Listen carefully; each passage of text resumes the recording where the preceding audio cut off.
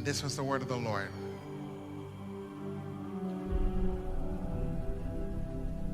The Lord says, I have released for all who are willing to receive a new mantle for a new sound.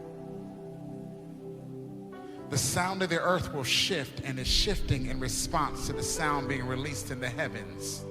And that which will usher in the next wave of glory and move of God, I will deposit in those who are willing to receive it. Many have been in a season in a place of frustration, and you've been sensing that there's more, and you felt as if you can't find me. It is because I am inviting you to find me in a new place. I will not be found in the same old places, but remember I said to the prophet Jeremiah to my people, and you will seek me and find me when you search for me with all of your heart, and I will be found by you, says the Lord. For many, you'll find that my office is at the end of your rope. When you come to the end of yourself, there you will find me ready to show you things to come and to place this new mantle for a new sound in you. Get ready. With this sound will come manifestations and demonstrations of my glory and power. Entire regions will be set free and shifted at once. Nations await.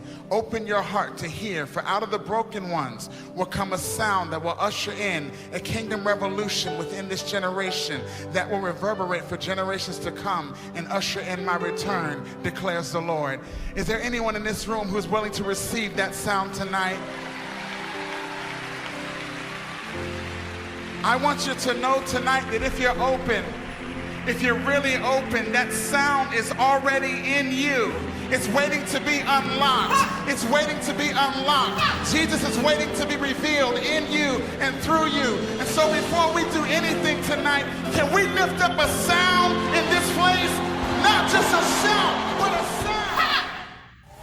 It's only inside of you and I. It's up to us to release it.